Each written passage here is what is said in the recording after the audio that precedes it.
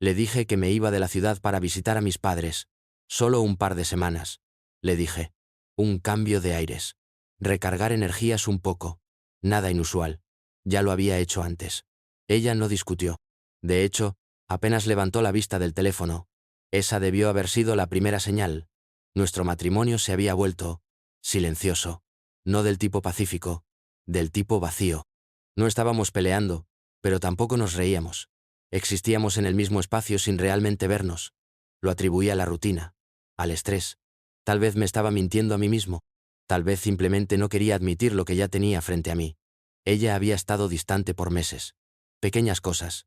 Teléfono bloqueado. Duchas nocturnas. Repentinas noches de chicas, que no sonaban del todo bien. Quería creer que no era nada. Eso es lo que el amor te hace. Te hace estúpido, esperanzado, paciente hasta la exageración. Pero no soy del todo ingenuo. Lo que ella no sabía era que mi viaje no era solo por la familia. Necesitaba espacio para pensar, para observar. Tenía un presentimiento, una especie de picazón que no puedes rascar, de que algo sucedía justo delante de mis narices. Y no me gusta que me tomen por tonto. Antes de irme, me aseguré de algunas cosas, cosas sutiles, pequeños movimientos. Ella no se habría dado cuenta, o eso esperaba. Tuve cuidado, calmado, y sobre todo, estaba callado. La gente subestima lo que el silencio puede lograr cuando se usa correctamente. Cuando cerré la maleta y la llevé rodando hasta la puerta, ella me dio un beso en la mejilla, algo frío y superficial, como alguien que paga una factura. Ella dijo, «Que te diviertas», sin siquiera mirarme a los ojos. Sí, esa fue la señal número 2. Salí por la puerta con una sonrisa, no porque estuviera feliz, sino porque finalmente tenía la distancia que necesitaba. Distancia para ver la verdad. Y tal vez, solo tal vez, hacer algo al respecto. Comenzó poco a poco. Una llamada perdida aquí. Un texto retrasado allá. Le enviaba un mensaje a media mañana, algo casual como, «Espero que tu día vaya bien». Pasaban horas antes de que recibiera una respuesta de una sola palabra. Sí, o peor, un emoji de corazón, sin puntuación, sin calidez. Intenté hacerle una videollamada una noche. Ella se negó. Me envió un mensaje de texto 5 minutos después. «No puedo hablar ahora mismo». En el baño. Eran las 8 p.m. Ella nunca tomaba baños. Ni una sola vez en 5 años de matrimonio se había sentado voluntariamente quieta en agua caliente. Ella era una persona de ducha rápida, eficiente, sin tonterías. Esto no era solo nuevo, sino calculado. La segunda vez que lo intenté, ella afirmó estar con amigos. Otra noche de chicas. Qué curioso que eso estuviera sucediendo mucho más últimamente. Y sin embargo, cuando pregunté con quién estaba, la burbuja de escritura apareció, luego desapareció. Sin respuesta. Empecé a notar patrones. Un ritmo en el silencio. Mensajes de texto solo durante ciertas horas. Sin fotos.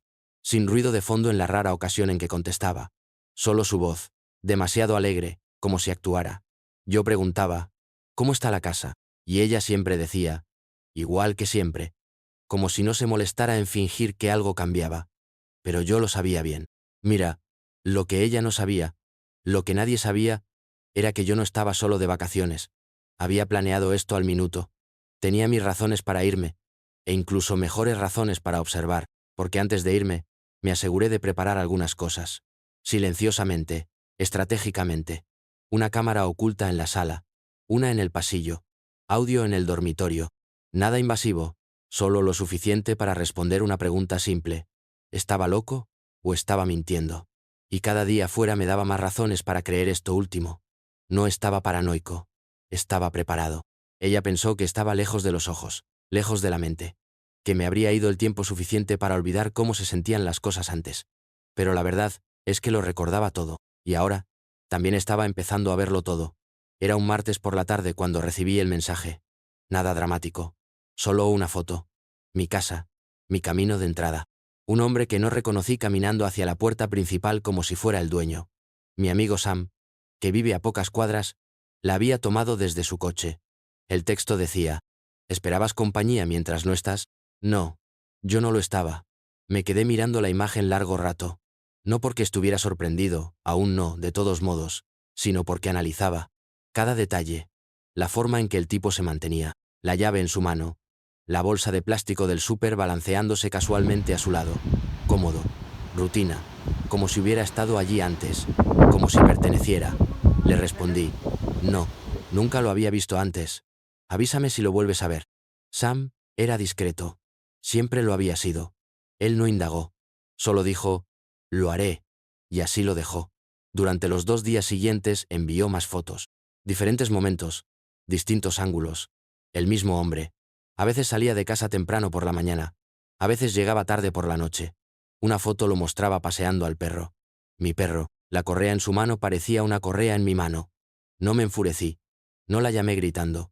No dije ni una palabra. En cambio, guardé cada imagen. Creé una carpeta. Hice una copia de seguridad 2 veces. Hay una cierta claridad que surge cuando lo peor que imaginaste empieza a desarrollarse. ¿Y no te sorprende? ¿Decepcionado? Sí, pero no sorprendido. En algún momento, una parte de mí ya había aceptado esa posibilidad. Lo que importaba ahora no era la emoción, era la prueba. Necesitaba saber cuán profunda era la mentira. Si este hombre era una aventura, un desliz o algo peor. Y así, hice otra llamada. El nombre del investigador privado era Harris. De mediados de los 50, ex militar, el tipo de persona que usaba camisas abotonadas como armadura y nunca sonreía a menos que lo sintiera. Lo encontré a través de una referencia discreta, un tipo de trato de amigo de un amigo. Le conté lo básico. Le di la dirección. Le envié las fotos que Sam había tomado. Le expliqué el comportamiento extraño, la distancia, la frialdad que se había arrastrado a nuestro matrimonio como moho en las paredes. Él no juzgó, solo asintió, anotó algunas cosas y dijo, descubriré lo que necesitas saber. Hace 3 días de eso. En el 4.º día, recibí un correo electrónico cifrado de Harris. En él, fotos con fecha y hora, vídeos musicales, un informe completo. No tardé mucho en confirmar lo que ya sospechaba. El hombre no solo estaba de visita allí, él vivía allí. Su coche estaba aparcado fuera por la noche. Él iba y venía usando una llave propia. Él trajo provisiones. Recogió comida para llevar a casa. Pasó tardes en el patio trasero con el perro y noches en el sofá viendo la televisión con ella. Compartieron la comida. Vino. Intimidad. No había sutileza en la forma en que se movían el uno alrededor del otro. Sin ninguna precaución. Sin vergüenza alguna. Esto no era una simple aventura. Esto era un reemplazo total. Una audición para mi propio papel. Las fotos no mentían en absoluto. Tampoco lo hacían las marcas de tiempo.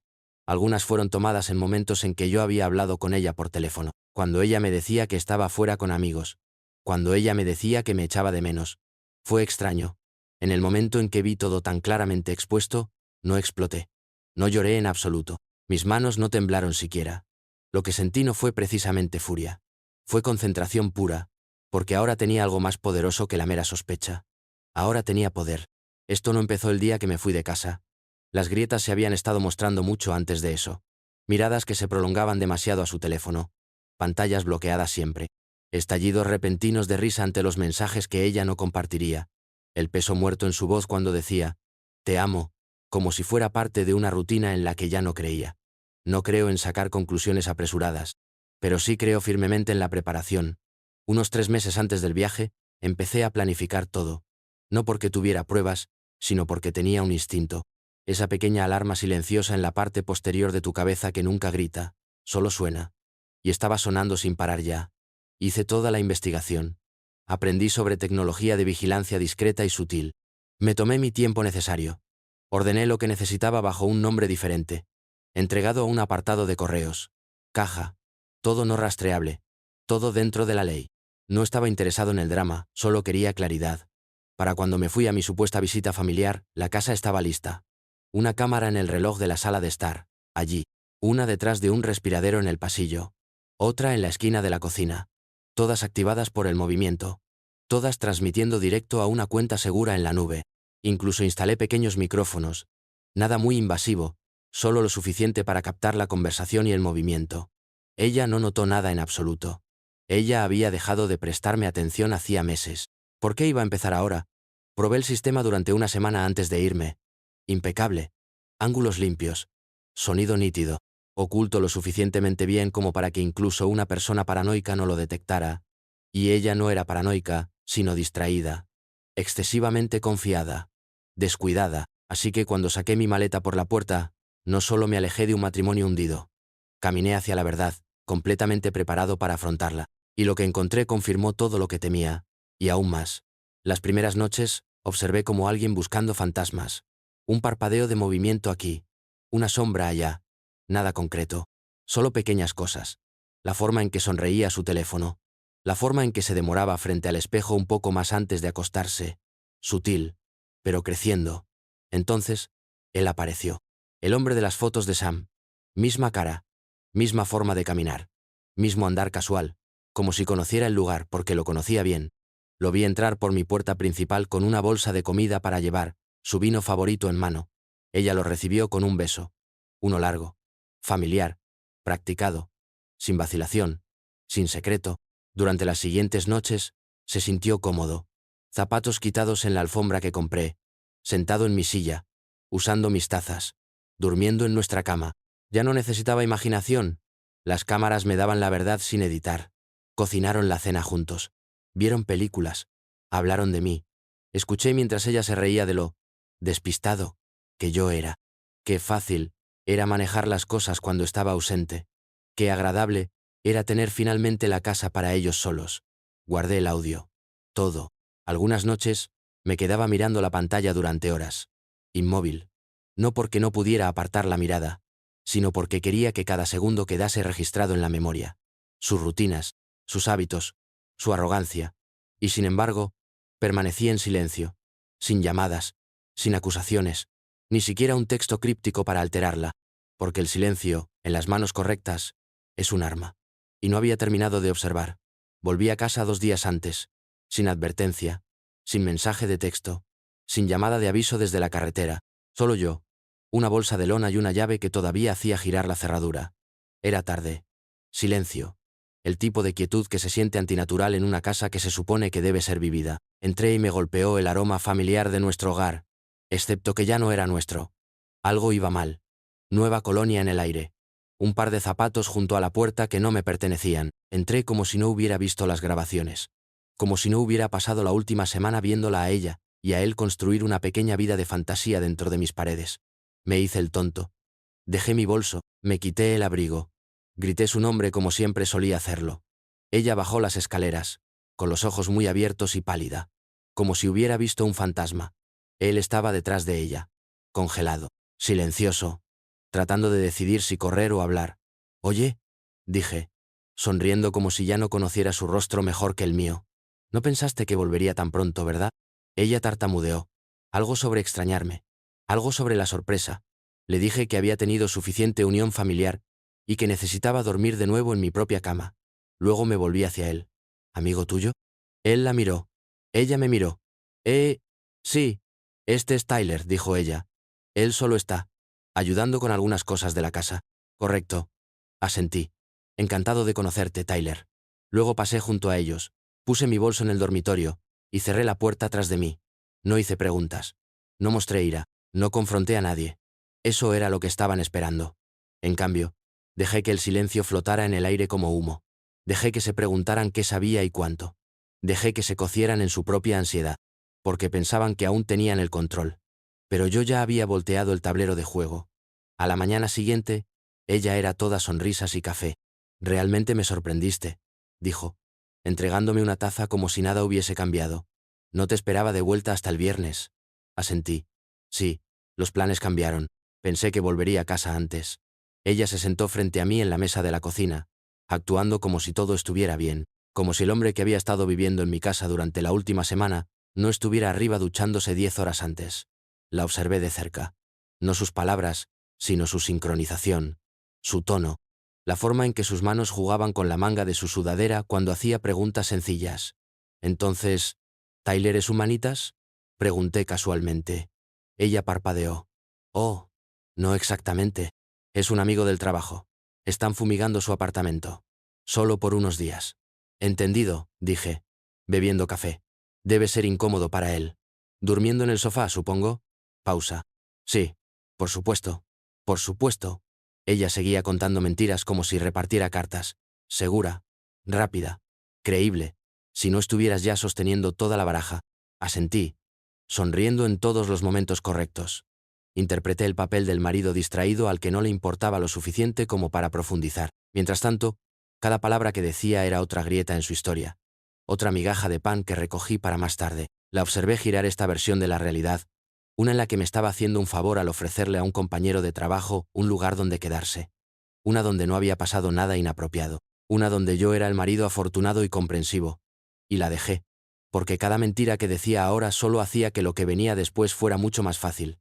Cada contradicción, cada vez que se equivocaba, cada vez que olvidaba lo que había dicho el día anterior. No estaba enfadado. Ya no. Estaba documentando. Y cuando llegara el momento de hablar finalmente, de hablar de verdad, tendría más que solo sospechas. Tendría cada palabra que retorció en una soga. Y la dejaría ahorcarse con ella. Él empezó a dejar su cepillo de dientes en el baño de aseo. No guardado en un cajón, sino a la vista, al lado del mío. Como un trofeo, como una pequeña declaración silenciosa. No voy a irme a ninguna parte. Los primeros días después de que regresé, él mantuvo la distancia. Evitó el contacto visual. Dio largas caminatas alrededor de la manzana mientras yo estaba en casa. Pero no duró. Los cobardes se vuelven audaces cuando creen que el peligro ha pasado. Al final de la semana, estaba descansando en mi sofá con mis pantalones de chándal, los que ella solía robar cuando hacía frío. Se sirvió mi licor. Dejó platos en el fregadero. Se rió un poco demasiado fuerte de chistes que no eran graciosos, como si tratara de reclamar algún poder que nunca tuvo. Yo entraba en una habitación y lo encontraba ya allí, mirando la televisión como si él hubiese pagado la hipoteca. Él levantaba la vista, sonreía con esa pequeña sonrisa engreída, y decía cosas como: «Oye, hombre, ¿quieres una cerveza?». Cada vez que abría la boca confirmaba lo que ya sabía. Pensaba que yo era débil, despistado, que no sabía lo que estaba pasando justo delante de mí, que yo era el tonto de la habitación. Le dejé creerlo. Le devolví la sonrisa. Asentí. Hice una conversación educada. Incluso le ofrecí una bebida una vez.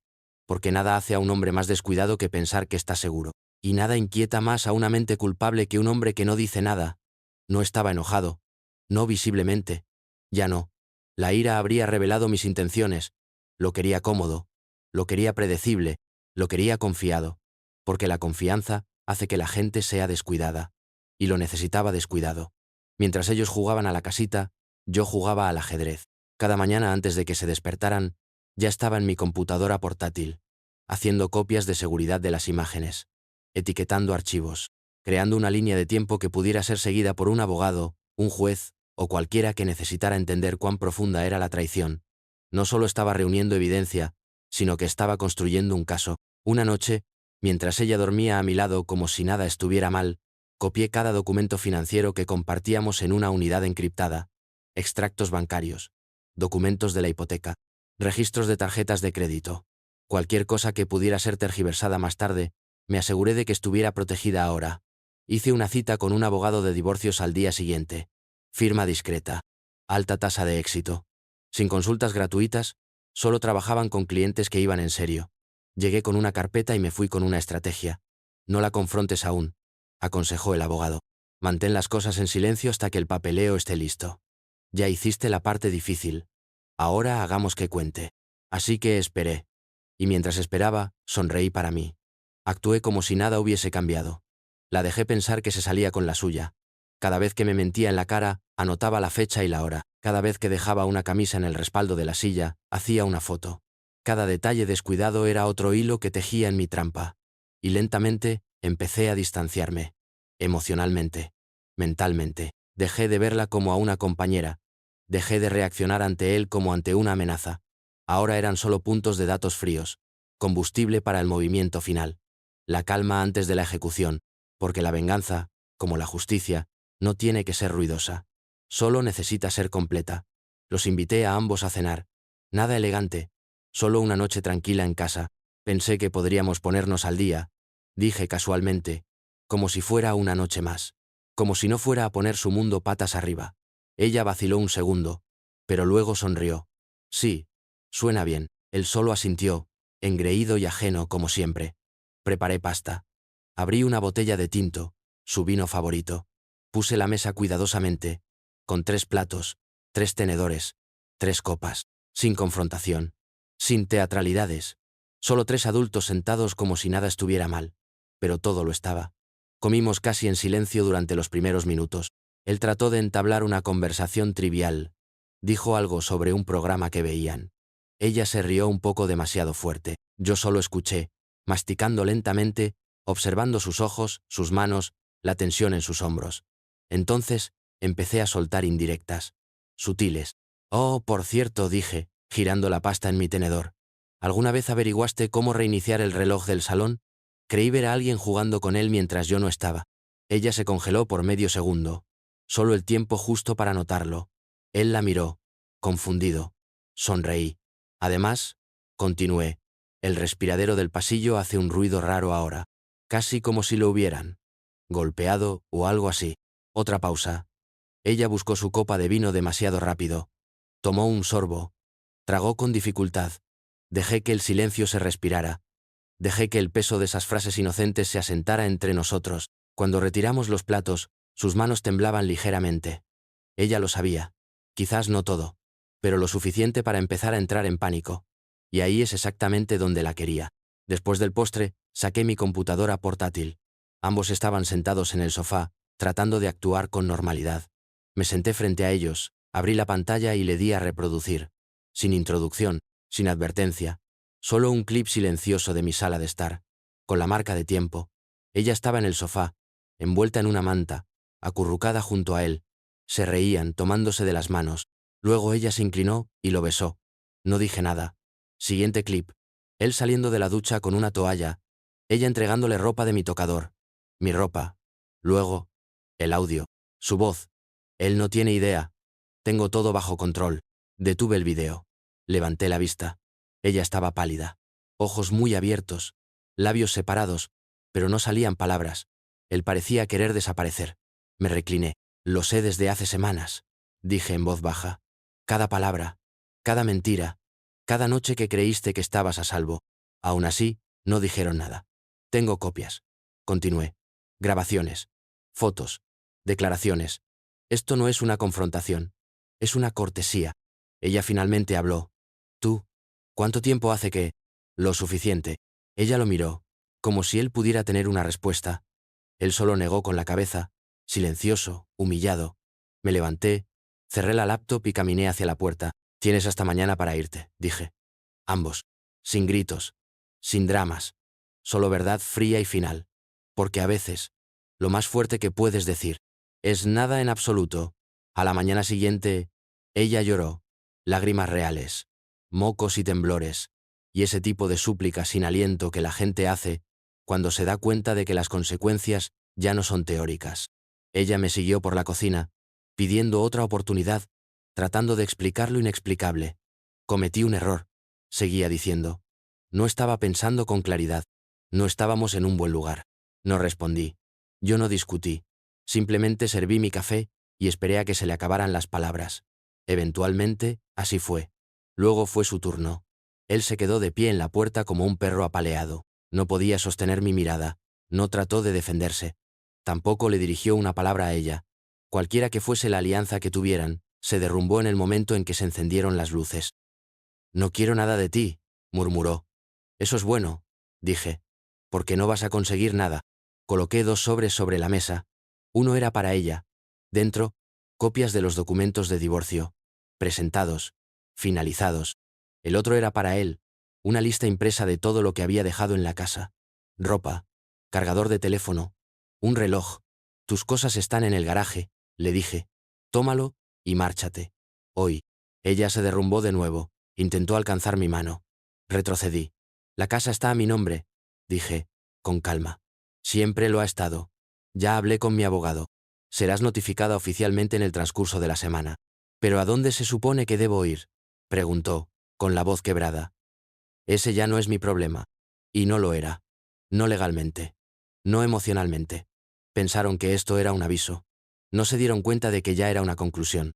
El silencio después de que se fueron fue lo más fuerte que jamás había escuchado. Durante algunos días, la casa se sintió como la escena de un crimen. Familiar, pero vacía. Todo se veía igual, pero nada lo era. Era como si tuviera que aprender a respirar de nuevo, sin el peso del engaño presionando mi pecho. La noticia corrió rápido. Algunos amigos quedaron atónitos, otros no. La gente tomó partido, por supuesto. Algunos de sus amigos trataron de darle un giro. Dijeron que debía haber sido frío, desatento, distante. Pero aquellos a quienes les importaba, sabían la verdad. Sabían lo que había soportado, cuánto tiempo me había callado, cuán cuidadosamente había planeado mi salida. No discutí con nadie. No concedí entrevistas. Simplemente seguí adelante. Ella se mudó con su hermana por un tiempo, por lo que oí. Luego, finalmente, encontró un trabajo a 2 pueblos de distancia. No hablamos. No desde que los papeles se firmaron. Ella envió un correo electrónico una vez, una disculpa tibia con demasiadas palabras y ningún significado real. Yo no respondí. Y en cuanto a él desapareció. Lo último que supe fue que lo despidieron de su trabajo. La noticia viaja, especialmente cuando engañas con una mujer casada y te pillan viviendo en la casa de su marido. Mentiría si dijera que no sentí satisfacción, pero sobre todo, solo sentí paz. Hay algo poderoso en reclamar tu historia, en negarse a ser la víctima, incluso cuando todos asumen que lo eres. No exploté, no grité, simplemente lo supe, y actué. Y al final, esa claridad tranquila y paciente fue más destructiva de lo que cualquier rabia podría ser. La curación no ocurrió de golpe. No fue un avance dramático o una epifanía repentina. Fue tranquilo, sin incidentes. El tipo de paz que se arrastra lentamente cuando el ruido finalmente cesa. Al principio, ni siquiera lo reconocí. Solo noté que dormía mejor, comiendo sin un nudo en el estómago. Riendo de nuevo, risa real, del tipo que no se siente falsa. La casa se sentía diferente. No vacía, solo, despejada, como si hubiera sido exorcizada. Su perfume se había ido. También lo estaban los rastros sutiles de él, la chaqueta colgada sobre una silla, el segundo cepillo de dientes. Cada habitación me pertenecía de nuevo. Cambié algunas cosas, muebles nuevos. Volví a pintar el dormitorio. Compré plantas. Aunque soy terrible para mantenerlas con vida, no se trataba de redecorar sino de reclamar. Cada pequeño cambio era un paso adelante. Y en algún momento del camino, conocí a alguien. No estaba buscando. No estaba lista, si soy honesta. Pero ella fue paciente. Ella no trató de llenar un vacío, solo se quedó de pie junto a él conmigo. Y con el tiempo, el vacío no se sintió tan grande. Nos tomamos las cosas con calma. No tengo ninguna prisa. Cuando te han quemado, aprendes a apreciar la calidez sin necesitar el fuego. Mirando hacia atrás, la gente aún me pregunta cómo mantuve la calma, cómo no me derrumbé, cómo lo planeé todo sin perder el control. Simple. Porque ya había perdido a la persona en quien más confiaba. ¿Qué más podía temer? Algunas personas piensan que la venganza tiene que ver con rabia. Se trata de hacer que alguien sufra tanto como ellos te lastimaron. Pero no se trataba de eso. Esto se trataba de la verdad. Se trataba de negarse a ser engañado mientras alguien reescribía mi realidad. Se trataba de saber cuándo callar y cuándo atacar. No quemé ningún puente. Me reconstruí sobre las cenizas. Y si hay algo que he aprendido, es esto. No juegues con alguien que ya conoce las reglas. Porque para cuando te das cuenta de que es una trampa, ya es jaque mate. Esta historia fue intensa. Pero esta historia del lado derecho es aún más demente.